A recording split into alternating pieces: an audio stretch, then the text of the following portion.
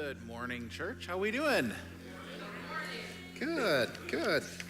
Got some things I want to share with you here this morning. It's a great day. It's an exciting day.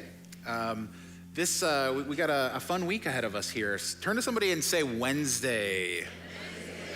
Wednesday's going to be a great day. We've got a couple of things going on. Number one, during the day, we have a blood drive on Wednesday. It goes from 11 to 4. If you donated blood last time with Impact Life, if you're anything like me, you've probably received several text messages already since then about wanting to donate again. It's very easy if you already did to just go on there and sign up for one of the slots. Or if you just want to show up, there's plenty of availability for you to be able to show up and donate. I hope that you will. I hope that you'll consider that.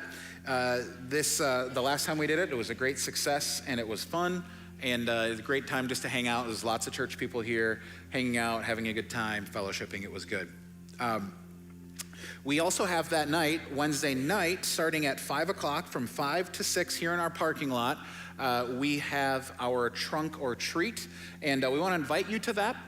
Kids, of course, can invite friends to it as well if they would like. We have candy available for people. It's going to be in lieu of our normal harvest party. For those of you who are doing floats or wearing costumes, we ask that you wouldn't have anything. It is that bears much fruit. There's that thought again. Remember? Talked about it last week.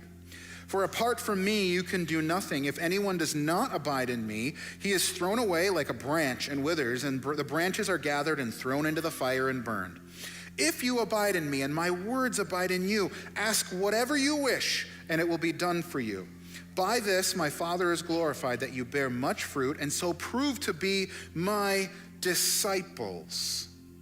As the Father has loved me, so I have loved you. Abide in my love. If you keep my commandments, you will abide in my love, just as I have kept my Father's commandments and abide in his love. These things I have spoken to you, that my joy may be in you and that your joy may be full. If we're reading that, what one word is jumping out at you as I read all of those verses? You can say it out loud. Abide. It's this idea, to abide means to live within or in close proximity to.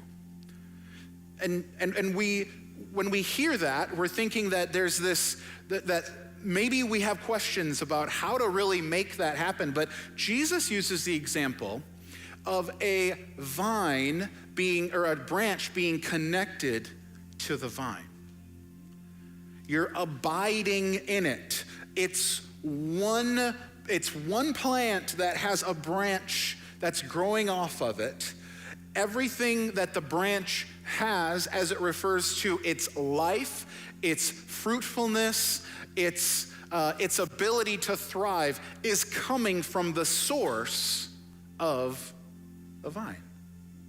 That's where it's drawing all of its strength, all of its purpose, all of its life.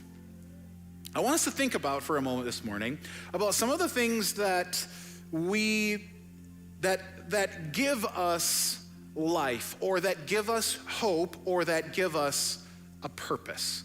And I know that those are kind of big thoughts and big things, but I'll try to break it down a little bit, because many of us, when we walk into and we accept Jesus as somebody who's going to save us and give us salvation, many of us have often already tried to find different things that make us feel satisfied in a way that can sustain our lives long term. And maybe for a while we look to some dark things. Maybe for a while we even look to some things that would be destructive in our life. And maybe we start to figure out as we get older that, there are so many other things that could help me get the life and my purpose for living. If we have no purpose, or we are completely hopeless, or we are completely discouraged, we'll feel like we have no reason to live. Jesus is saying that he becomes for us the reason that we exist. That's abiding in Jesus, as he becomes our purpose, he becomes our reason, and he becomes life itself. All of the other things that we have in life become peripheral. They can still be good things. They can still contribute to our overall well-being and help sustain our life a little bit, but our main point of connection with what sustains our life spiritually, emotionally, even physically, is Jesus. That's what he's trying to help us understand when he's saying that I want you to abide in me. This is important because what in our lives would be trying to draw us away from abiding in Jesus? I want us to think about that, because it's very clear that there are different distinctions made between what's happening here. And it's important for us to recognize three things that are happening within this. Number one, that we're called to abide. Number two, and we're going to talk about each of these. Number two is that we bear fruit. And the third is that there is some pruning to be done.